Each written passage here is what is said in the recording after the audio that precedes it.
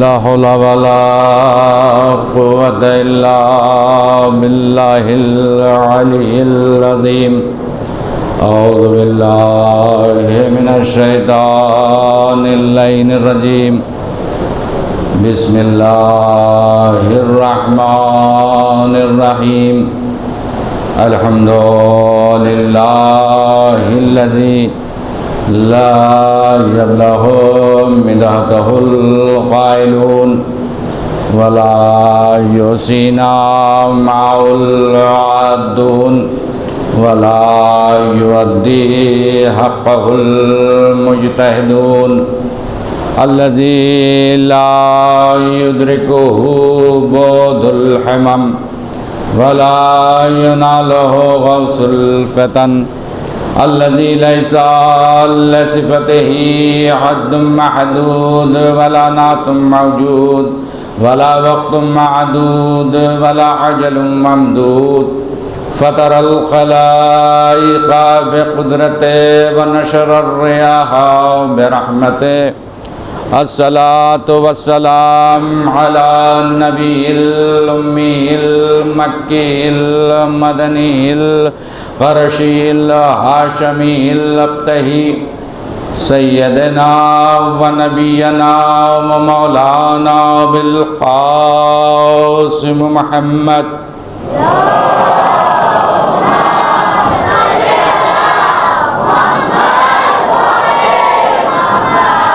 وعلى آله الطيبين الطاهرين المعصومين. أما بعد فقد قال الله تبارك وتعالى في كتابه المتقن وقوله أحسن. بسم الله الرحمن الرحيم. يا أيها الذين آمنوا اتقوا الله وابتغوا إليه الوسيلة وجاهدوا في سبيله لعلكم تفلحون. صلوات.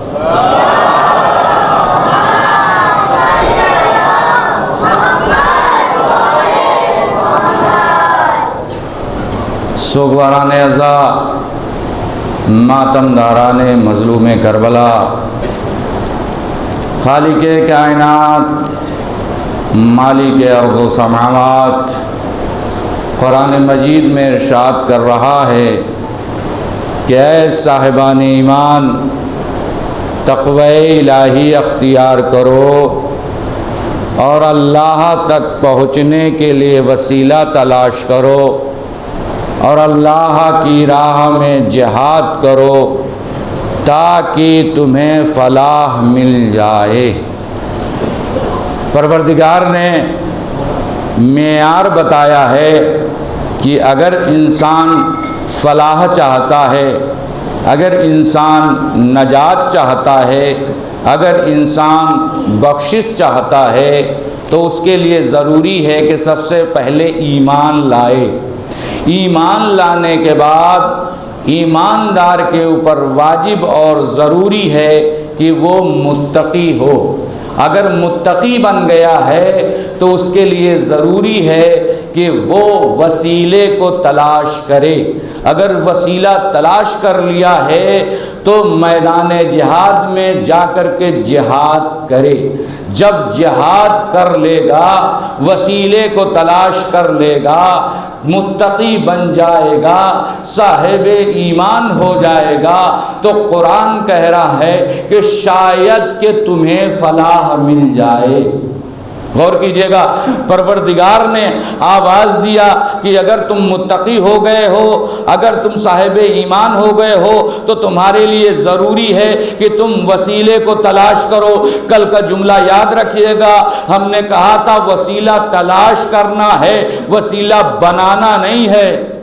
وسیلے کو تلاش کرنا ہے، وسیلہ بنانا نہیں ہے. یعنی معلوم ہوا کہ اگر وسیلہ ہم بنائیں گے تو اپنے جیسا بنائیں گے، وہ بنائے گا تو اپنے جیسا بھیجے گا. ہم عیب دار ہیں، وسیلہ بھی عیب دار ہوگا، وہ بے عیب ہے، آنے والا بھی بے عیب ہوگا. اسی لیے پروردگار نے کہا وسیلہ بھیجنا ہمارا کام ہے، وسیلے کو قبول کرنا تمہارا کام ہے۔ جس نے وسیلہ قبول کر لیا اسے نجات بھی مل گئی، اسے فلاح بھی مل گئی، اور جس نے وسیلہ بنایا انہیں آج تک راستہ نہ مل سکا، انہیں آج تک راستہ نہیں مل سکا۔ وہ راستہ ملے کیسے؟ جب صراط مستقیم دیکھیں گے تبھی تو راستہ ملے گا۔ بھائی عزیزان گرامی، ایک جملہ عرض کر کے آگے بڑھنا چاہتا ہوں۔ میرا موضوع یہ ہے کہ شریعت محمدی میں اہل بیت کا کیا کردار ہے، یہ ہمیں بیان کرنا ہے۔ تو عزیزان گرامی، آج دیکھیں کہ امت مسلمہ کے 73 فرقے یہ مانتے ہیں کہ محمد جیسا نبی آیا، اس کے اوپر پروردگار نے قرآن نازل کیا، لیکن اختراق کہاں سے ہو گیا؟ محمد نے قرآن دے دیا، لے لیا، محمد نے نماز کا احکام دے دیا، لے لیا، محمد نے روزے کا احکام دے دیا، لے لیا، محمد نے حج کے احکام بتا دیے، دے لیا، محمد نے خمس کے احکام بتائے، لے لیا، تمام چیزیں محمد نے دی، لے لیا، لیکن غدیر میں جب محمد نے مولا دیا،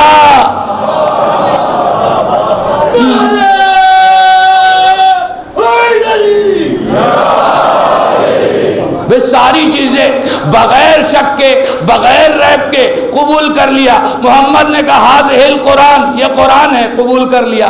کہا ہاذہ النماز، یہ نماز ہے، قبول کر لیا۔ کہا ہاذا روزہ، یہ روزہ ہے، اسے قبول کر لیا۔ کہا اس طرح سے خمس دیا جاتا ہے، اسے قبول کر لیا۔ نماز 3 رکعت مغرب کی ہوتی ہے، قبول کر لیا۔ بے کسی نے نہیں کہا کہ 4 رکعت مغرب کی نماز کیوں نہیں ہو سکتی؟ کیوں؟ کیونکہ سب مانتے تھے کہ یہ محمد جو کہتا ہے وہ وحی کے مطابق کہتا ہے۔ جب یہ مانتے ہو کہ محمد وحی کے مطابق گفتگو کرتا ہے تو یہ بھی ماننا پڑے گا کہ غدیر میں بھی وحی ہوئی، غدیر میں بھی وحی ہوئی۔ کیوں؟ کیونکہ آئے بلغ خود گواہی دے رہی ہے کہ پروردگار نے آواز دیا کہ اے رسول وہ پیغام پہنچا دو کہ جو تمہارے اوپر نازل ہو چکا ہے۔ اب عزیزو، اگر قرآن یہ صرف دعویٰ کر دیتا کہ رسول کے اوپر پیغام نازل ہو چکا ہے، اگر رسول اسے دکھاتے نہ، اگر رسول اس کا انتظام نہ کرتے، اگر رسول اس کا اہتمام نہ کرتے تو قرآن میں آج بھی ما انزل کا کوئی جواب نہ لا سکتا۔ بھئی یہی تو ہے، قرآن نے آواز دی ما انزل الیک من ربک، جو تمہارے رب کی طرف سے نازل ہو چکا ہے اسے پہنچا دو۔ یہی تو حکم ہوا۔ ما انزل کا ذکر کہیں نہیں ہے قرآن میں، قرآن میں یہ ذکر نہیں ہے کون سی چیز نازل ہو چکی ہے کہ اس کے پیغام کو پہنچا دو، یہ کہیں ذکر نہیں ہے قرآن مجید میں۔ یہ تو سیرت رسول سے ملتا ہے۔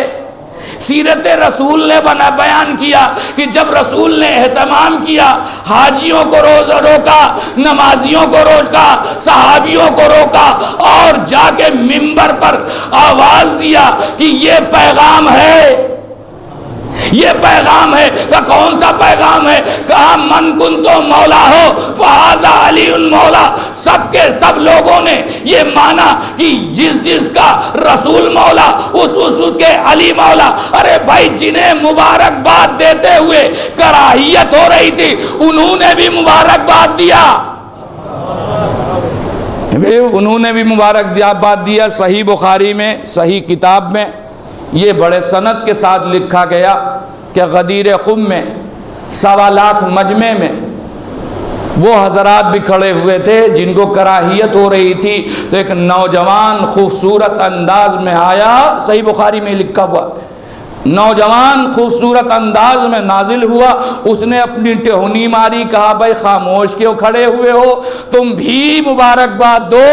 تو اب انہوں نے اس کے کہنے پر مبارکباد دی، وہ لوگ کے مکر گئے۔ بھائی مبارکباد دیا بڑے بڑوں نے، علی کے مولا ہونے کا مبارکباد سب نے دیا۔ اب عزیزو، جنہوں نے مان لیا اس پر باقی رہے وہ مومن کہلائے، جنہوں نے مبارکباد دینے کے بعد انکار کر دیا۔ عزیزان گرامی، رسول کے بعد کا انکار جو کر جائے وہ دائرے اسلام سے خارج ہو جاتا۔ رسول جو دے اسے لے لو، رسول جس سے منع کرے اس سے رک جاؤ.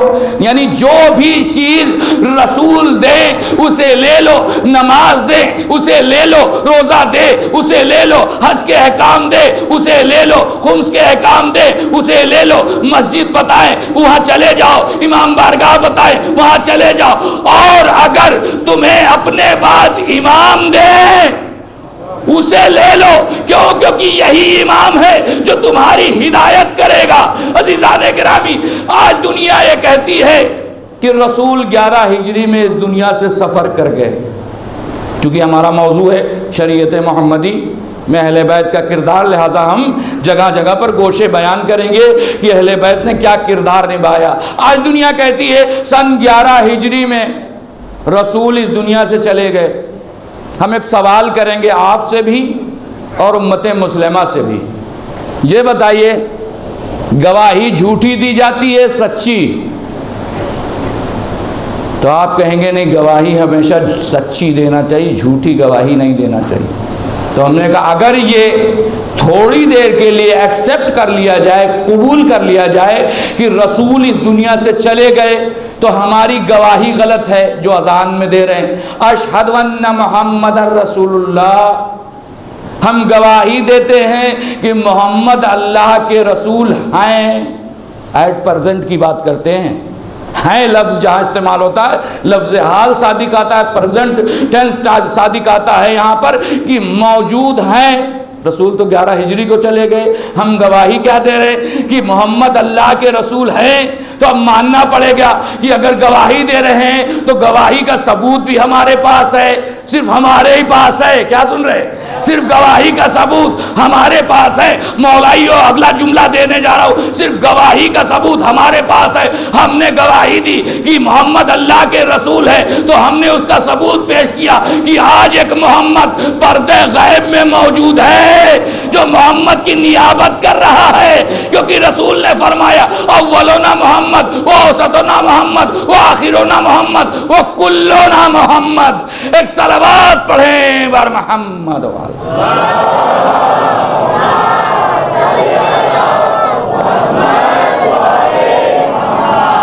تو جو یہ عقیدہ رکھتے ہیں کہ دنیا سے محمد سن 11 ہجری کو چلے گئے, ان کا عقیدہ صحیح نہیں, کیونکہ عقیدہ یہ ہے کہ ہر دور میں محمد ہے.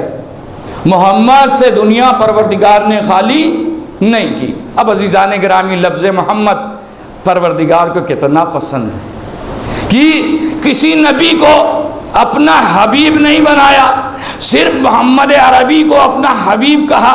کیوں کہا؟ کیونکہ محمد کے نام سے اللہ کو اتنی انسیت تھی, اتنی تقویت تھی, اتنی محبت تھی کہ پروردگار نے کہا اے حبیب, حبیب سے انتخاب کیا. لیکن یہی حبیب ہے جس کے لیے پروردگار نے کبھی طٰہٰ کا استعمال کیا, کبھی یاسین کا استعمال کیا, کبھی مزمل کا استعمال کیا, کبھی مدثر کا استعمال کیا. لیکن ایک مرتبہ آتا ہے اسی حبیب کے اوپر پروردگار ایک حکم نافذ کرتا ہے, اے رسول اگر تم نے یہ پیغام نہیں پہنچایا تو گویا کوئی کار رسالت ہی اندام نہیں دیا. عزیزان گرامی, ہم آئے ہیں یہاں مجلس پڑھنے, اور پریزیڈنٹ صاحب نے کہا بھائی دیکھیے مجلس تو آپ نے پڑھا, لیکن اگر ہمارا پیغام نہیں دیا آپ نے تو گویا کہ آپ نے مجلس نہیں پڑھی.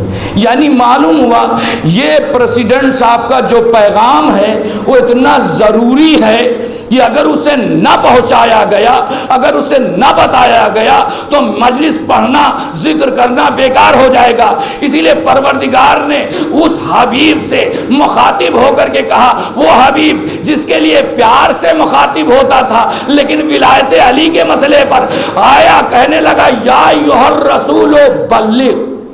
عزیزان گرامی, کچھ رشتے ہوتے ہیں, اگر کسی کو کہا جائے بھائی جان, پھوپھا جان, خالو جان, ابا جان, تو اس میں پیار جھلکتا ہے. لیکن اگر کہا جائے وکیل صاحب, ڈاکٹر صاحب, مولانا صاحب, انجینئر صاحب, تو یہ کیا یہ وہ عہدے سے خطاب کیا جا رہا ہے. اب اسی طرح سے پروردگار ابھی تک رسول سے پیار سے خطاب کر رہا ہے, طٰہٰ اے کملی اوڑھنے والے، اے مزمل، اے مدثر، انتخاب کر رہا تھا، لیکن ایک مرتبہ جب مسئلہ علی کی ولایت کا آیا تو پروردگار نے رخ بدلا، اپنے تیور کو چینج کیا، تبدیل کیا اور کہا یا ایھا الرسول، اے رسول، اے رسول، اگر تو نے یہ پیغام نہ پہنچایا تو گویا کہ کوئی کار رسالت انجام نہیں دیا۔ بس عزیزوں مولائیوں کے لیے یہ جملہ دے کے آگے بڑھ جا رہا ہوں کہ اگر رسول علی کی ولایت کا اعلان نہ کرے تو وہ رسول رسول نہ رہ جائے، اور اگر علی کی ولایت کوئی دل میں نہ رکھے تو وہ مسلمان کیسے رہ جائے گا؟ علی کی ولایت اگر کوئی دل میں نہ رکھے تو مسلمان کیسے رہ جائے گا؟ کیونکہ رسول کے لیے پروردگار نے کہا اگر تو نے یہ کام نہ کیا تو کوئی کار رسالت انجام نہ دیا۔ گفتگو یہ کر رہا تھا میں کہ پروردگار کو اس میں محمد کتنا پسند ہے۔ سب سے پہلے ابتداءً گزارش یہ کر دوں کہ قرآن میں ایک محمد کا نام آیا ہے۔ آپ حضرات قرآن پڑھتے رہتے ہوں، قرآن میں محمد کا نام ہے احمد، اور قرآن میں ایک نام ہے محمد جو دنیا میں بھی جانا جاتا ہے، کلمے میں پڑھا جاتا ہے، تشہود میں بھی پڑھا جاتا ہے۔ کیوں پڑھا جاتا ہے؟ کیونکہ دنیا میں ہر انسان محمد کا کلمہ نہ پڑھے تو مسلمان نہیں ہو سکتا۔ ہم نے کہا اشہد ان احمد الرسول اللہ، کہیں گے نہیں مولانا کلمہ صحیح نہیں ہے۔ کیوں بھئی؟ ایک ہی ذات کے دو نام ہیں، محمد اور احمد، ایک ہی ذات کے دو نام ہیں، ہم نے محمد کے جگہ احمد کہہ دیا تو سارے سروں نے اشارہ دیا کہ نہیں مولانا ایسا نہیں ہو سکتا۔ کیوں نہیں ہو سکتا؟ کہا بھائی محمد کا ہونا ضروری ہے۔ ہم نے کہا یہ بتائیے کہ محمد کس نے رکھا اور احمد کس نے رکھا؟ محمد کس نے رکھا اور احمد کس نے رکھا؟ تو آپ جواب دیں گے کہ محمد ابو طالب نے رکھا، محمد ابو طالب نے رکھا، احمد پروردگار نے رکھا۔ اب پروردگار نے یہ دیکھا کہ ابو طالب نے کس خلوص سے محمد رکھا ہے، جس خلوص میں جتنی گہرائی ہوگی اتنے ہی محمد کا نام بلند ہوگا، اذان میں بھی ہوگا، اقامت میں بھی ہوگا، تشہود میں بھی ہوگا، محمد کا نام جہاں جہاں بھی ہوگا وہاں ابو طالب کو یاد کیا جائے گا۔ بھائی کوئی ہے جو عزیزان اکرامی خصوصاً بزرگ جانتے ہوں گے، نوجوان یہ نہیں جانتے ہوں گے کہ احمد بھی محمد کا نام ہے۔ وہ حضرات جو آشنا شریعت سے وہ جانتے ہیں، لیکن بچے نہیں جانتے کہ محمد کا احمد بھی نام ہے۔ ہم کہیں گے نہیں، احمد پروردگار نے رکھا، اس لیے رکھا کہ آج دنیا سمجھے کہ یہ ہم رکھ رہے ہیں اور یہ ابو طالب رکھا ہے۔ پروردگار تو اپنے رکھے ہوئے نام کا کلمہ پڑھاتا، تو اپنے رکھے ہوئے نام کا کلمہ پڑھاتا تو پروردگار عجب نہیں آواز دے کہ تمہیں نہیں معلوم میرا حبیب جب بے سایہ تھا تو اسی محسن نے اس کو سایہ دیا۔ میرا حبیب جب بچپنے کے عالم میں تھا تو اسی محسن نے میرے حبیب کو اپنی چوکھٹ دکھائی، اپنا گھر دیا، اپنا بستر دیا، اپنا سب کچھ دے دیا۔ عزیزان گرامی عجب نہیں پروردگار آواز دے کہ ابو طالب تو نے ہمارے حبیب کو اپنا گھر دے دیا ہے تو صحیح تیرے بیٹے کو اپنا گھر کعبہ نہ دے دو۔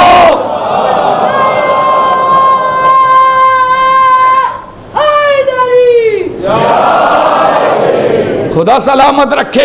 تو پروردگار نے کہا ہوگا کہ اے ابو طالب تو نے ہمارے حبیب کو اپنا گھر دیا ہے تو میں تیرے بیٹے کو اپنا گھر دوں گا۔ اب عزیزان گرامی یہاں ایک جملہ آپ سے پوچھنا چاہتا ہوں۔ مکان کی تعریف مکین سے ہوتی ہے۔ اب بچوں کے لیے سہل کروں، مکان ہمیشہ رہنے والوں سے پہچانا جاتا ہے، رہنے والا افضل، مکان مفضول۔ کیا سن رہے ہیں عزیزان گرامی؟ رہنے والا افضل ہے اور مکان ہے مفضول. کون رہا کعبے میں علی سے پہلے اور علی کے بعد؟ کیا سن رہے ہیں؟ کعبے میں علی سے پہلے نہ کوئی رہا نہ علی کے بعد رہا. تو یعنی جہاں علی 3 دن مقیم ہو جائے وہ مسلمانوں کا کعبہ بن جائے. بھائی اس وقت تک کعبہ قبلہ نہیں بنا تھا جب تک علی نہیں آئے ہیں. ابھی بیت المقدس تھا نا قبلہ، وہاں پر رک کر کے ہم نماز پڑھتے تھے کہ نہیں پڑھتے تھے. لیکن جب علی آ گئے تو پروردگار نے رسول کو حکم دیا ہے نماز میں کہ اب رخ کعبے کی طرف موڑ دو. ارے بھائی جب کعبہ علی کا محتاج ہے، کعبہ جب علی کا محتاج ہے کہ علی آئے تو ہم قبلہ بنے، جب کعبہ علی کا محتاج، بیت اللہ علی کا محتاج، تو ہم علی کے بغیر مومن کیسے ہو سکتے ہیں؟ تو ضروری ہے کہ علی کی ولایت کا اقرار کیا جائے. علی کی ولایت کا اقرار اس وقت تک نہیں ہو سکتا جب تک محمد کو نہ سمجھا جائے. محمد کی معرفت اس وقت تک نہیں ہو سکتی جب تک محمد کے پالنے والے کو نہ پہچانا جائے. اسی لیے پروردگار نے کہا ہے رسول دعا مانگو. کیا دعا؟ قل رب ارحمہما کما ربیانی صغیرا. اے پروردگار تو ان پر رحم کر. کن پر؟ میرے پالنے والوں پر. جس طرح سے انہوں نے ہمارے بچپنے میں رحم کیا تھا. عزیزان گرامی، پروردگار یہاں رسول سے یہ بھی کہہ سکتا تھا کہ یہاں پالنے والے لفظ ہٹا کر کے پیدا کرنے والے کا لفظ استعمال کر دیا جائے. یہاں یہ بھی دعا ہو سکتی تھی، اے رسول، پروردگار کہتا ہے رسول دعا مانگو کہ پروردگار ہمارے پیدا کرنے والے پر رحم فرما کہ جس طرح سے انہوں نے ہمارے بچپنے پر رحم کیا تھا. یعنی معلوم ہوا کہ رسول کا پیدا کرنے والا الگ ہے، پالنے والا الگ ہے. کیا سن رہے ہیں؟ رسول کا پیدا کرنے والا الگ ہے، پالنے والا الگ ہے. پیدا کرنے والا اس دنیا سے چلا گیا، اب پالنے والے کی ذمہ داری ہے جس طرح پالے گا، جس طرح پالے گا اسی طرح سے بچہ نکلے گا. بھائی عزیزو، آپ کے گھر میں اگر نماز اور روزہ ہوتا ہوگا تو بچے کو نماز سکھانے کی ضرورت نہیں، خود بخود وہ نماز سیکھ جائے گا. اگر آپ کے گھر میں نعوذ باللہ استغفر اللہ ڈانس کا پروگرام ہے تو بچہ بغیر دیکھے ڈانس سیکھ جائے گا. کیوں؟ جس طرح سے ماحول ہوگا، جس طرح سے تربیت ہوگی اسی طرح سے بچہ نکلے گا. اب عزیزان گرامی، ایک بچہ برعکس نکل رہا ہے بقول مسلمان. ایک بچہ کافر کے ہاں پل رہا ہے، پلنے کے بعد اعلان کر رہا ہے کہ انا رسول اللہ، میں اللہ کا رسول بنا کر کے بھیجا گیا ہوں. قرآن جیسی کتاب دی گئی. کیا سن رہے ہیں؟ قرآن جیسی کتاب دی گئی ہے. معلوم ہوا ایک بچہ برعکس نکل کے بتا رہا ہے کہ ہم جب ایسے ہیں تو میرا پالنے والا کیسا ہوگا. جو ہم ایسے ہیں تو میرا پالنے والا کیسا ہوگا. معلوم ہوا پالنے والا ایسا ہے کہ ایک مرتبہ ایک صلوات پڑھتے ہیں محمد و آل محمد.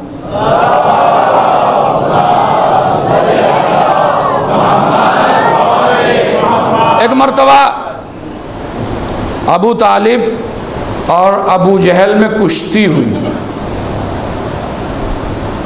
کشتی میں ابو جہل نے ابو طالب کو ڈھکیلنا چاہا، گرانا چاہا. محمد نے سہارا دیا. ابو جہل کہتا ہے محمد چچا ہم بھی ہیں، چچا ابو طالب بھی ہیں، ہم بھی چچا ہیں اور ابو طالب بھی چچا ہیں. تم نے ان کو سہارا دیا، ہمیں سہارا نہیں دیا. تو محمد نے برجستہ کہا ہاں آپ نے صحیح کہا، آپ چچا ہیں لیکن یہ میرا محسن ہے. جس کو محمد محسن کہہ دے،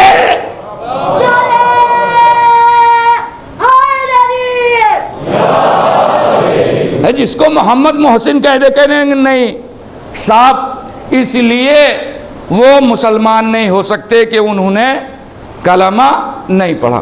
ایک چیز یہاں گزارش کرنا چاہتا ہوں کہ چونکہ ہماری گفتگو شریعت محمدی پر اہل بیت کا کردار ہمیں ثابت کرنا ہے، لہٰذا یہاں ایک گفتگو کرنا ضروری ہے کہ یہ آپ بتائیے کہ ہر ملک کا صدر پوائنٹ ہوتا ہے، سینٹرل پوائنٹ ہوتا ہے، جہاں پارلیمنٹ بنایا جاتا ہے وہاں پرائم منسٹر بیٹھتا ہے اور اجلاس کرتا ہے، اپنی میٹنگیں کرتا ہے، وہاں سے قانون پارت ہوتا ہے۔ ہندوستان کا پارلیمنٹ کہاں ہے؟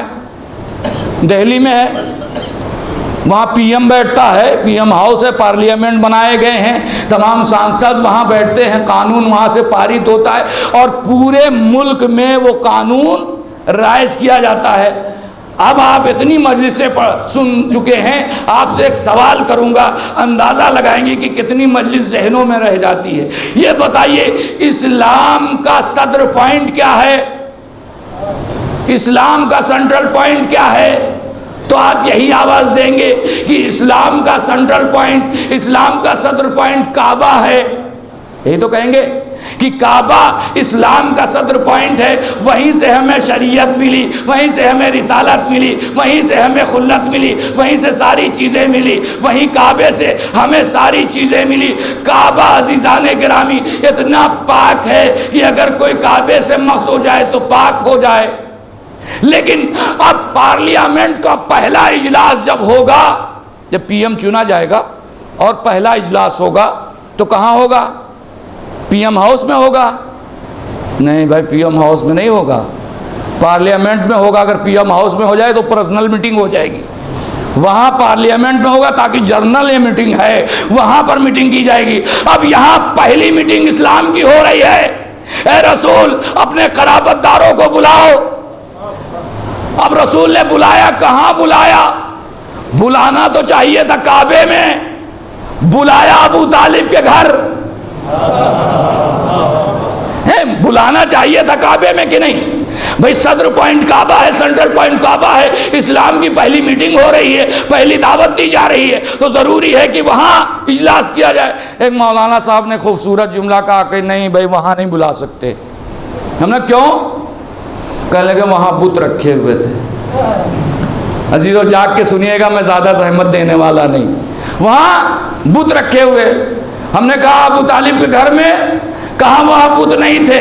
ہم نے کہا اب مان تو گئے کہ رحمان کے گھر میں بت تھا لیکن عمران کے گھر میں بت نہیں تھا۔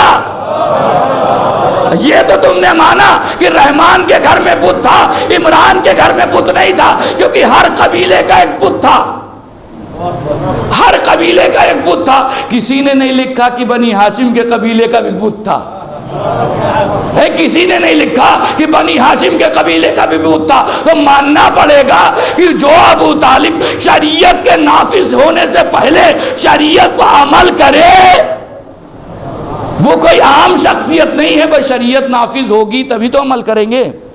شریعت میں آئے گا کہ یہ حلال ہے تو ہم عمل کریں گے، حرام ہے تو اس پر عمل کریں گے۔ ابھی شریعت کی پہلی دعوت دی جا رہی ہے، ابھی تو عمل کرنے کا کوئی مسئلہ ہی نہیں ہے، ابھی تو وہاں پہلی دعوت دی جا رہی ہے۔ اور عزیزان گرامی دعوت میں ملا نے کہا کہ دعوت وہاں نہیں ہو سکتی، اس لیے نہیں ہو سکتی کہ وہاں بت بیٹھے ہوئے ہیں، ابو طالب کے گھر میں بت نہیں ہے، لہٰذا یہاں دعوت کی گئی۔ اب دعوت کا انتظام کس نے کیا؟ بھائی ہم آپ کے گھر آئے ہیں تو آپ کی ذمہ داری ہے کہ ہمیں کھلائے پلائے، ہماری خاطر تواضع کرے، تاکہ ہم جب یہاں سے جائیں تو کہیں کہ کانودر کے لوگ بڑے خاطر نواز ہیں، بڑے با اخلاق ہیں۔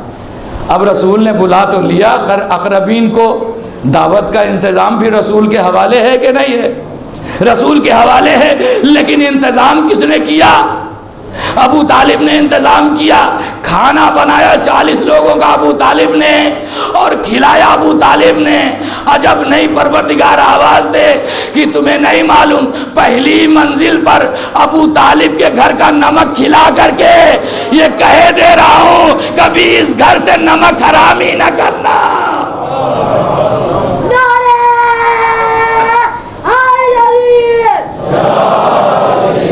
پہلی منزل پر کھایا کہ نہیں کھایا؟ اور عزیزو کھانے کے بعد بغیر بات سنے چلے گئے. بھائی بات سن کے انکار کرنا الگ بات ہوتی ہے. ہماری آج گفتگو سنی آپ نے, نہیں پسند آئی, کل نہیں آیا, لیکن ابھی ہم نے جب گفتگو ہی نہیں کی تو پسند اور ناپسند کا کوئی سوال نہیں پیدا ہوتا ہے. رسول ابھی کھڑے ہی ہونا چاہتے تھے کہ سب کے سب چلے گئے, تو معلوم ہوا کہ اگر انہیں معلوم نہ تھا تو چلے کیوں گئے. دو ہی منزل ہے کہ وقت سے پہلے سمجھ گئے. ایک مرتبہ رسول جب دعوت العشیرہ میں بیان کرنے والے تھے, یہاں چلے گئے, وہاں رسول آخری وقت میں قلم و کاغذ مانگ رہے تھے, وہاں بھی سمجھ گئے. بھئی سمجھ کیسے گئے؟ قرآن آواز دے رہا ہے کہ شیطان اپنے مریدوں کو وحی کرتا ہے. شیطان اپنے مریدوں کو وحی کرتا ہے اور جو بات ہونے والی ہوتی ہے اسے بتا دیتا ہے. یعنی ماننا پڑے گا کہ اگر محمد نے بیان نہیں کیا تو اس سے پہلے ان کے مریدوں کو جاننا اس بات کی دلیل ہے کہ یہ شیطان کے پجاری تھے. کیا سن رہے؟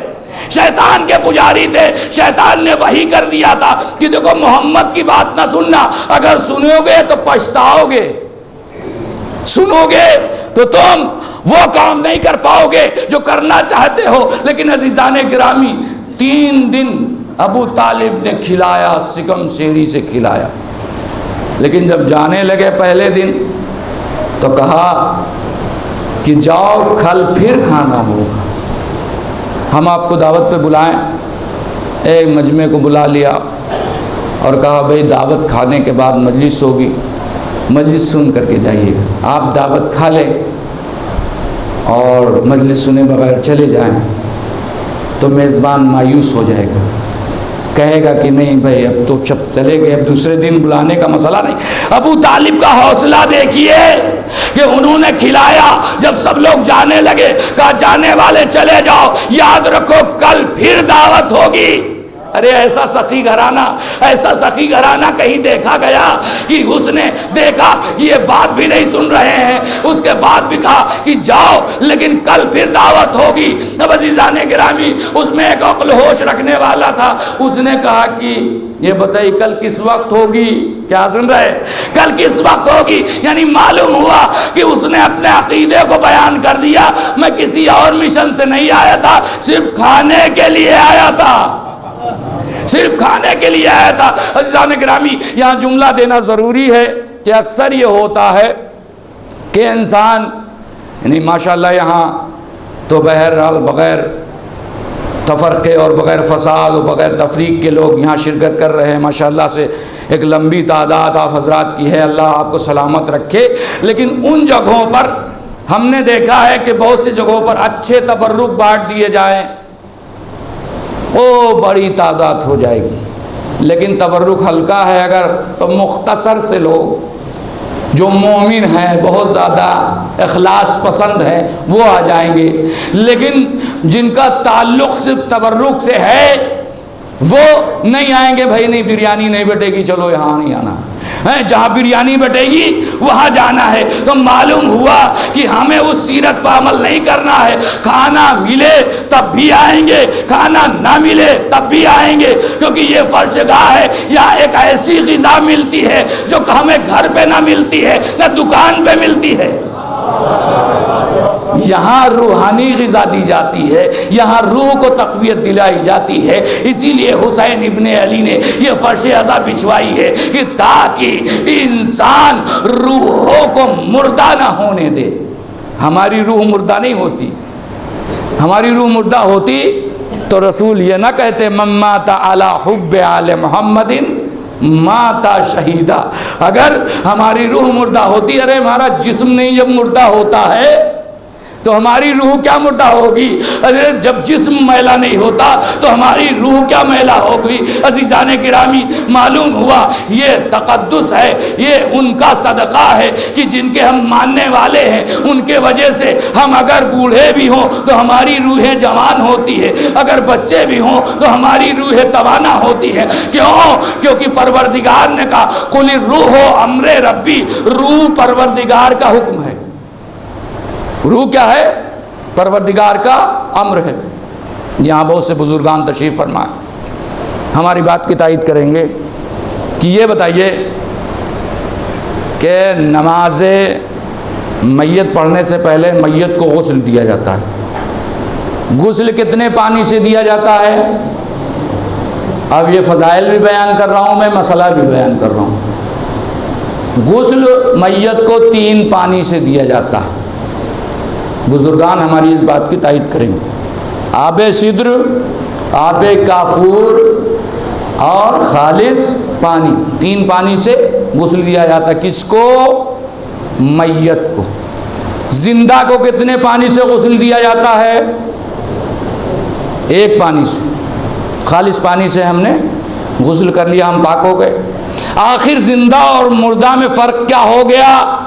کہ زندہ جب تھا تو اس کے جسم میں روح تھی، زندہ جب تھا تو اس کے جسم میں روح تھی، لہٰذا صرف خالص پانی سے نہا لیتا تھا، پاک ہو جایا کرتا تھا۔ لیکن جب مردہ ہوا تو اس کے جسم سے روح نکل گئی، لہٰذا وہ اتنا نجس ہوا کہ اسے 3 پانی سے غسل دیا گیا۔ اور علی نے کہا انا امر اللہ، میں اللہ کا حکم ہوں۔ غور کیجئے گا، میں اللہ کا حکم ہوں، انا امر اللہ، میں اللہ کا حکم ہوں۔ تو اب عزیزان گرامی اندازہ لگائیے کہ جب انسان زندہ رہے، اس کے جسم میں روح رہے تو اسے 1 پانی سے غسل دیا جاتا ہے، جب وہ مردہ ہو جائے، اس کے جسم سے روح نکل جائے تو اسے 3 پانی سے غسل دیا جائے۔ جب ایک اللہ کا چھوٹا سا امر نکلے تو 3 پانی سے غسل دیا جائے، اور اگر کسی کے دل سے اولی الامر علی نکل جائے، کسی کے جسم سے اولی الامر علی کی محبت نکل جائے تو اس کے نجاست کا اندازہ نہیں لگا سکتے کہ وہ کتنا نجس ہے۔ اسی لیے کہا گیا کہ جس کے دل میں علی کی محبت نہیں ہے وہ سب کچھ کر لے، سب کچھ ڈھکوسلا ہے اور بیکار ہے۔ لہذا علی کی محبت دل میں ہونا ضروری ہے، کیونکہ علی ہی ہے کہ جس نے 3 دن دیکھا کہ لوگ کھا کے چلے جا رہے، لیکن چوتھے دن جب پیغام پہنچایا جانے لگا، ہم نے چوتھا دن غلط کہا، تیسرے دن جب ابو طالب نے روکا اور رسول نے پیغام پہنچایا تو وہیں سے اہل بیت کا کردار نظر آیا۔ وہ کردار کیا تھا؟ جب رسول نے کہا کہ ہم یہ مشن لے کے آئے ہیں، کون ہے جو میری مدد کرے گا؟ تو علی نے کہا انا ناصر یا رسول اللہ، میں اس امر میں آپ کی مدد کروں گا۔ وہیں سے اہل بیت کا کردار نظر آیا کہ پہلے ہی منزل میں اہل بیت نے یہ کردار دکھایا کہ میں تمہاری مدد کروں گا، اسلام کی بھی مدد کروں گا، رسول کی بھی مدد کروں گا۔ کس طرح سے مدد کروں گا؟ صرف میدان جنگ میں جا کے مدد کروں گا کہ میدان جنگ سر کر کے مدد کروں گا؟ میدان جنگ میں جانا کمال نہیں ہے، مارکے کو فتح کر لینا کمال ہے۔ بہت سے لوگ گئے 39 دن میدان جنگ میں جاتے رہے، وہاں شہ سوار گھر آتا رہا اور وہاں سے بھاگ آتے رہے۔ کیا انہیں بھی مجاہد کہا جائے گا؟ مجاہد اسے کہا جائے گا جو جائے اور پتھر پر علم گاڑ کے بتائے کہ ہم ہیں وسیع پروردگار، وسیع رسول۔ عزیزان گرامی، تو اب جب یہ دعوت ہو گئی اور رسول نے اپنے مشن کو بیان کر دیا، وہ مشن جب علی نے سنا تو کہا اے رسول انا ناصر یا رسول اللہ، ہم اس امر میں آپ کے ناصر ہیں، آپ کے مددگار ہیں۔ تو فوراً رسول نے کہا انتا وسیع ہی و خلیفت ہی و وزیر ہی، اے علی تو میرا وسیع ہے، تو میرا وزیر ہے، تو میرا خلیفہ ہے۔ عزیزان گرامی، لوگ کہتے ہیں کہ آپ لوگ یہ وسیع اور خلیفہ کا لفظ کہاں سے لاتے ہیں، اذان میں کہاں سے لائے؟ اکثر ہم سے سوال ہوتا ہے یہ کہاں سے؟ ہم نے کہا کہ سب سے بڑا مولائی دعوت ذوالعشیرہ میں نبی کریم تھا، جس نے آواز دیا انتا مولائی وہ وسیع ہی، وہ وزیر ہی، وہ خلیفہ فتح ہی، تو میرا مولا ہے، تو میرا وسیع ہے، تو میرا خلیفہ ہے۔ یہ آواز رسول نے دیا۔ اب ہم نے دیکھا کہ جب دعوت ذوالعشیرہ میں علی کی ولایت کا اعلان رسول نے کر دیا ہے کہ یہی میرا وسیع ہے، یہی میرا وزیر ہے، یہی میرا خلیفہ ہے، تو ہم نے اذانوں میں گواہی دینا شروع کیا، اشہد ان امیر المومنین و امام المتقین و امام المتقین و علی ولی اللہ و وسیع رسول اللہ و خلیفتہ بلا فصل، یہی علی ہے جو امیر ہے، امام متقین ہے۔ عزیزان گرامی، کوئی ہے؟ امام تو بہت ملیں گے لیکن متقین کا امام کوئی نہیں ملے گا سوائے علی کے۔ یہ ہے متقین کا امام کہ جس کو پہچاننے کے بعد، جس کو ماننے کے بعد، جس کو اپنے دل میں رکھنے کے بعد انسان متقی ہو جاتا ہے۔ کیا نہا لینے سے انسان متقی ہو جائے گا؟ اچھے کپڑے پہن لینے سے انسان متقی ہو جائے گا؟ آپ یہ بتائیے کہ ایک انسان آیا اور اس نے کہا مولانا صاحب مجھے مسلمان کر دیجئے۔ تو ایک صاحب بیٹھے ہوئے تھے، انہوں نے کہا میں جاؤ وہ حوض میں غوطہ لگا لو، پاک ہو جاؤ گے۔ تو دوسرے مولانا نے کہا نہیں، ایسا نہیں ہو سکتا، حوض میں غوطہ لگائیں گے تو پورا حوض نجس ہو جائے گا، اور جہاں جہاں پانی گرے گا وہ جگہ نجس ہو جائے گی۔ کیا سن رہے ہیں عزیزان گرامی؟ شاید کہ آپ ایسے ہی سنتے ہیں۔ ایک صلوات پڑھیں پر محمد و آل محمد۔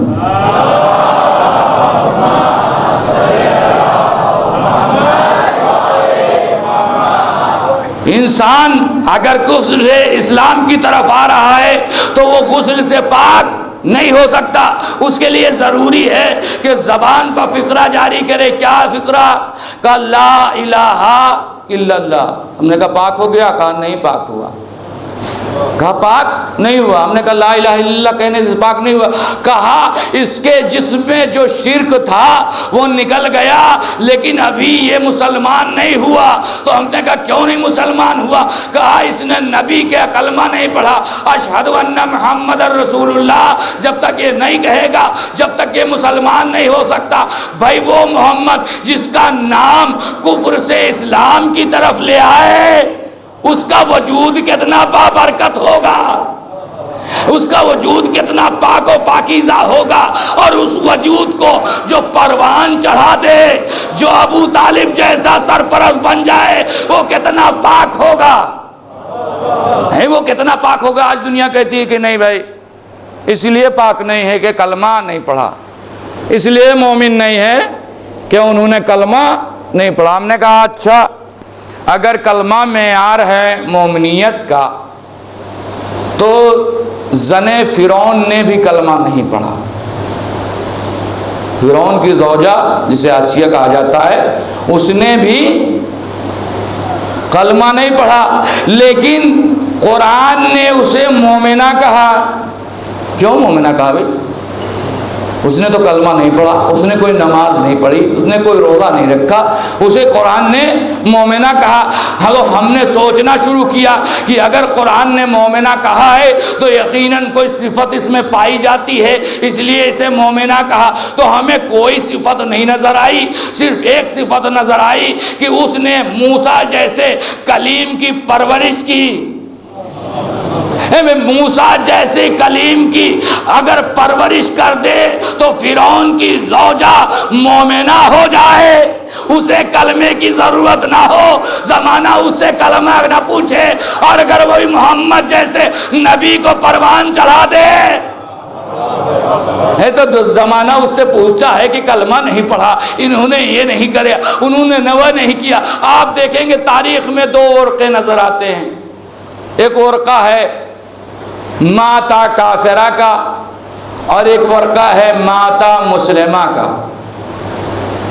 ماتا کافرہ میں کا ابو طالب محسن رسول، ابو طالب رسول کو پروان چڑھانے والے، ابو طالب رسول کو پالنے والے، ابو طالب رسول کی مدد کرنے والے، ابو طالب کلید کعبہ کو سنبھالنے والے، ابو طالب متولی کعبہ۔ یہ ساری فہرست لکھنے کے بعد نیچے لکھا ماتا کافرہ، سب کچھ صفت ہے، لیکن ماتا کافرہ یہ کفر میں مر گئے اور ایک کا اسلام ثابت کیا، یہ نقصان کیا، کیا سن رہے، یہ نقصان کیا، یہ نقصان کیا، یہ نقصان کیا، یہ ضرر پہنچایا، ماتا مسلمہ۔ بھائی یہی ہم نے کھڑے ہو کے سوال کیا، بھائی ایک انسان نے تمام احسانات کیے، احسان کرنے کے بعد آپ نے لکھ دیا ماتا کافرہ۔ ایک انسان نے سارے خسارے کیے، سارے نقصان کیے، اس کے بعد آپ نے لکھ دیا ماتا مسلمہ۔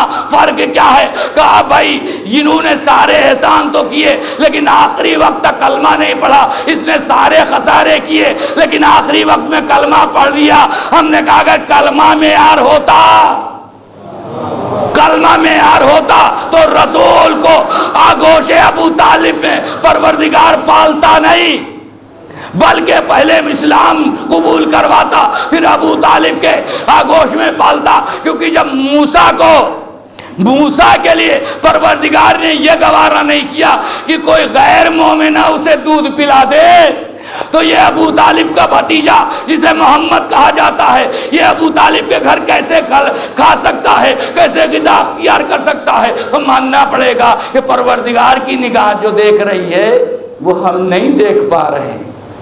پروردگار یہ نہیں دیکھ رہا ہے کہ زبان سے صرف لا الہ الا اللہ کہہ دو اور عمل میں کوئی ضرورت نہ ہو، نہیں، بلکہ وہ عمل دیکھ رہا ہے۔ آپ نے دیکھا ہوگا کہ بہت سے نام کے مسلمان ہوتے ہیں اور بہت سے عملی مسلمان ہوتے ہیں، عمل سے مسلمان ہوتے ہیں، ان کے قول و فعل سے یہ ظاہر ہوتا ہے کہ یہ اصل میں حقیقی مسلمان ہیں۔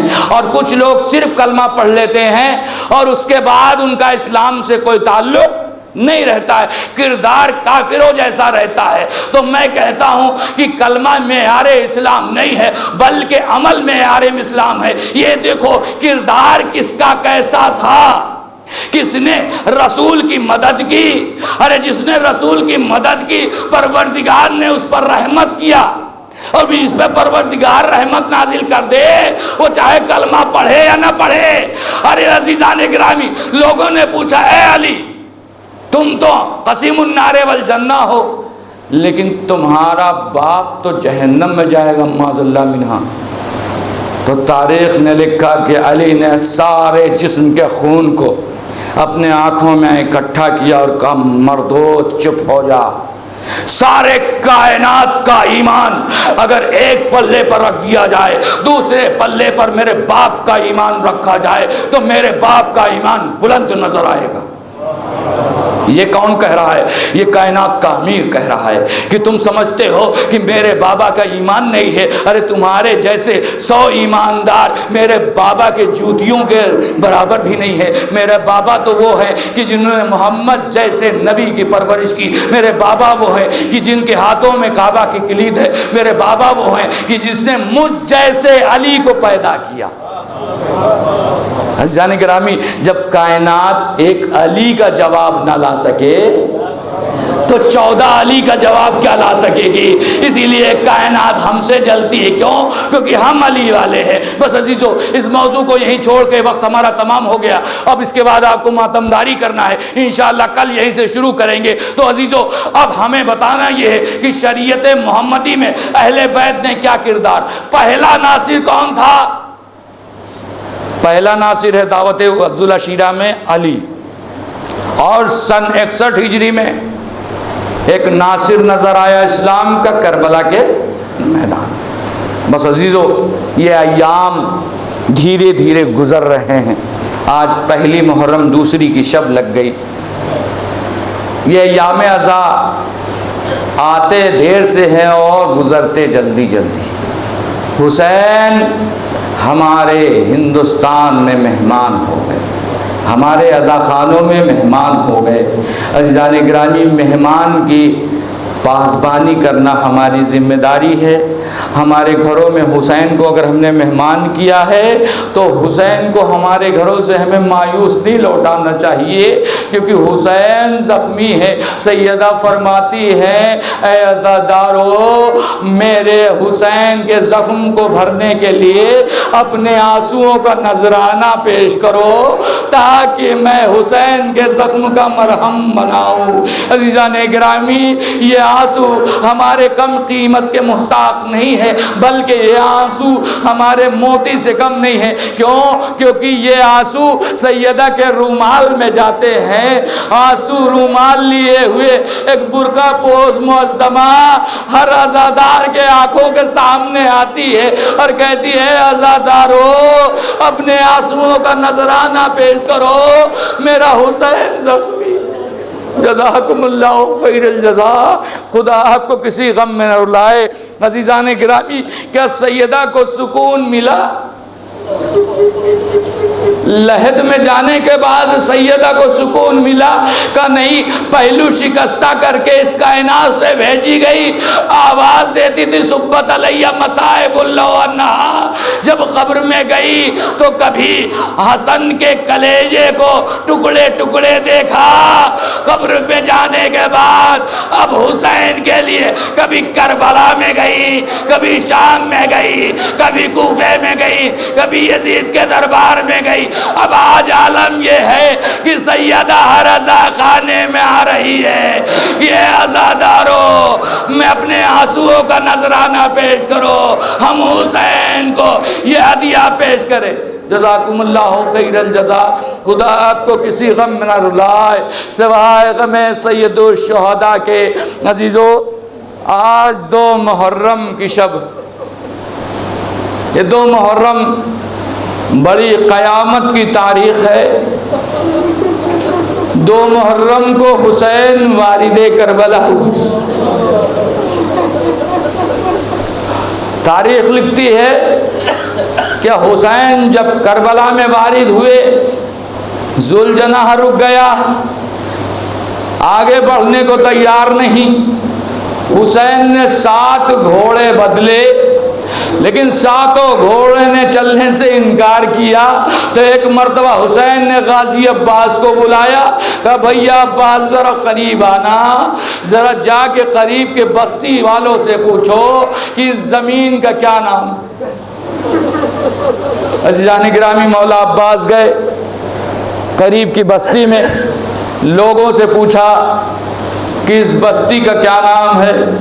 کسی نے اس بستی کا نام غازریہ بتایا، کسی نے اس بستی کا نام شط الفرات بتایا، کسی نے اس بستی کا نام نینوا بتایا۔ تو ایک مرتبہ مولا عباس نے کہا کہ کیا کوئی شخص ہے تمہارے درمیان کہ جس نے بزرگوں کا زمانہ دیکھا ہو؟ تو ایک مرتبہ لوگوں نے کہا ایک پیر مرد ہے جو بستر علالت پر ہے۔ تو ایک بار عباس نے کہا اسے میرے پاس لے چلو، اس کو ہمیں اس کے پاس لے چلو۔ مولا عباس اس کے پاس گئے اور کہا اے پیر مرد، یہ بتا کہ تو نے اپنے بزرگوں سے اس زمین کا کوئی اور نام سنا ہے؟ بس عزیزو، وہ بزرگ تڑپ گیا اور کہنے لگا مولا آپ نے یہاں آنے کی زحمت کیوں کی؟ ارے اس زمین نے کبھی کسی کے ساتھ وفا نہیں کی۔ تو ایک مرتبہ عباس نے پوچھا اے پیر مرد بتا اس زمین کا کیا نام ہے؟ بس ایک مرتبہ اس پیر مرد نے کہا اسے کرب و بلا کہتے ہیں۔ ارے کرب و بلا کا نام سننا تھا۔ عباس دہاڑے مار کے رونے لگے، دوڑے دوڑے حسین کے پاس آئے، ایک مرتبہ آواز دیا آقا اس زمین کا نام کرب و بلا۔ جزاکم اللہ خیر الجزا، خدا آپ کو کسی غم میں نہ رلائے سوائے غم سید الشہداء۔ خدا آپ کو کوئی غم نہ دے۔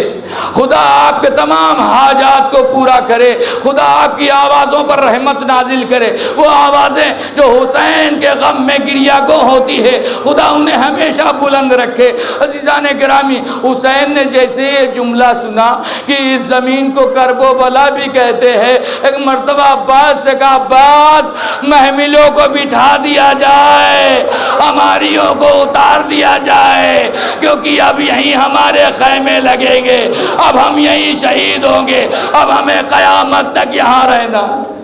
جزاکم اللہ خیر الجزا۔ خدا آپ کو کسی غم میں نہ رلائے سوائے غم سید الشہداء کے۔ عزیزان گرامی، حسین ابن علی نے کہا محملیں بٹھائی گئیں، اور ایک مرتبہ مولا عباس سے حسین نے کہا عباس جا کے بستی والوں کو بلا کے لاؤ۔ بستی والے آئے، ایک بار حسین ابن علی نے کہا اس بستی کا مالک کون ہے، اس زمین کا مالک کون ہے؟ بستی سے ایک شخص نکلا، اس نے کہا مولا اس زمین کا مالک میں ہوں، لیکن اس زمین کو آپ کے حوالے کرتا ہوں۔ لیکن غیور باپ کا غیور بیٹا، اس نے کہا نہیں، بلکہ ہم اس زمین پر قیامت تک رہنے والے ہیں، لہذا ہم چاہتے ہیں اس کی قیمت ادا کر دے۔ عزیزان گرامی، حسین ابن علی زہرا کا فرزند ہے۔ حسین ابن علی جس نے زہرا کا شیر پیا ہے، اس نے یہ گوارا نہ کیا کہ دوسرے کے زمین پر دفن ہو جائے، زمین کو خریدا۔ 60,000 دینار میں زمین خریدی گئی۔ زمین کو خرید کر کے حسین نے زمین کو ہبہ کر دیا، کہا یہ زمین تمہارے حوالے ہے، لیکن ہم تم سے کچھ کہنا چاہتے ہیں۔ بس عزیزان گرامی، آخری منزل اور آپ کی زحمت تمام، آپ نے مصائب سنا ہوگا کہ حسین نے آخر میں کیا کہا، کہ ہم آپ سے کہنا چاہتے ہیں۔ بستی والوں نے ہاتھ جوڑے کہ مولا ہم سے کوئی گستاخی ہو گئی، کہ گستاخی نہیں ہو گئی، بلکہ ہم تم سے وصیتیں کرنا چاہتے ہیں۔ کہ کیا وصیتیں؟ کہ وصیت یہ ہے کہ دیکھو جب ہم شہید ہو جائیں، جب ہم کربلا میں قربان کر دیے جائیں، جب ہم کربلا میں شہید کر دیے جائیں تو ہمارے لاشوں کو دفن کر دینا۔ عزیزان گرامی، بنی اسد کے قبیلے والوں سے حسین نے یہ وصیت کر دی اور کہا اے قبیلوں کے مرد جاؤ اپنی عورتوں کو بھیج دو۔ ہائے فرزند رسول اتنا غریب ہو گیا کہ عورتوں کو بلا رہا ہے، کس لیے بلا رہا ہے؟ وہ جب کھلا، جب پردے میں حائل ہو کے عورتیں آئیں، ہاتھوں کو جوڑا، اے فرزند رسول ہمیں کیوں یاد کیا؟ کہ اے بنی اسد کی عورتوں، اگر تمہارے مرد ظالم کے خوف سے ہمیں دفن نہ کریں تو تم پانی بھرنے کے بہانے آ جانا اور ہمارے لاشوں کو دفن کر دینا۔ ہائے فرزند رسول کتنا غریب ہو۔ جزاکم اللہ خیر الجزا۔ خدا آپ کو کسی غم میں نہ رلائے سوائے غم سید الشہداء کے۔ عزیزان گرامی، روایت کہتی ہے کہ ایک مرتبہ حسین ابن علی نے کہا بنی اسد کی عورتوں اپنی گھروں کو جانا، جب اپنے گھروں کو جانا تو اپنے چھوٹے چھوٹے بچوں کو ہمارے پاس بھیج دینا۔ عزیزان گرامی، اب یہ سننا تھا، عباس زاروں قطار رونے لگے، اے مولا آپ نے مرد کو بلایا میں خاموش رہا، عورتوں کو بلایا میں خاموش رہا، ارے اب کیا ہے آپ بچوں کو بلا رہے ہیں؟ حسین نے کہا عباس خاموش رہو، بچے آئے، بچے آئے۔ حسین نے بچوں کے سروں پہ ہاتھ پھیرا، ہاتھ پھیر کے کہا اے بنی اسد کے بچوں، دیکھو تمہاری ماں، تمہارے باپ اگر ہمیں دفن نہ کر سکے تو تم کھیلتے کھیلتے کربلا کے بن میں آ جانا، ہمارے کشتوں پر ایک مٹھی خاک ڈال دینا۔ وعدہ ہو گیا، لیکن آئے حسین کہ جس کو کربلا کے گن میں نہ کفن نصیب ہوا نہ قبر نصیب ہوئی، حسین جب پشت فرس سے گرا تو جہاں گرا وہی اس کی مزار ہے، جو لباس کہنا حسین پہن کے آیا تھا، وہی لباس حسین کا کفن۔ ہائے حسین، ہائے۔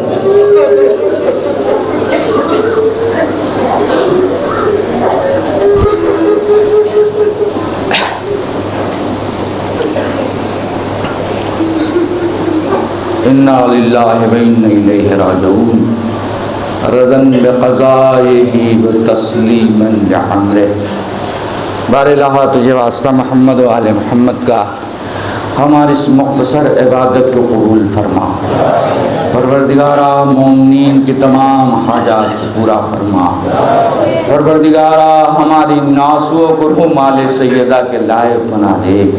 پروردگارہ جو آنکھیں غم حسین میں گریا گناہ ہے، انہیں ہمیشہ بینا رکھنا، انہیں ہمیشہ سر بلند رکھنا۔ پروردگارہ تجھے واسطہ محمد و آل محمد کا ہماری ماں بہنوں کو عزت اور عفت سے رہنے کی توفیق عنایت فرما۔ پروردگارہ ہمارے نوجوانوں کو شر شیطانی سے محفوظ فرما۔ پروردگارہ تجھے واسطہ محمد و آل محمد کا ہمارے نوجوانوں کو مکتب جعفریہ کی طرف مائل ہونے کی توفیق عنایت فرما۔ پروردگارہ ہمیں صحیح معنوں میں حسینی کردار پیدا کرنے کی توفیق عنایت فرما۔ پروردگارہ تجھے واسطہ محمد و آل محمد کا ہم میں جو مریض انہیں شفائے کاملہ اور عاجلہ عنایت فرما۔ پروردگارہ جو بے روزگار انہیں برسر روزگار کر دے۔ پروردگارہ علماء اور مرجع کا سایہ ہمارے سروں پر باقی رکھ۔ پروردگارہ مزارات مقدسہ کی حفاظت فرما۔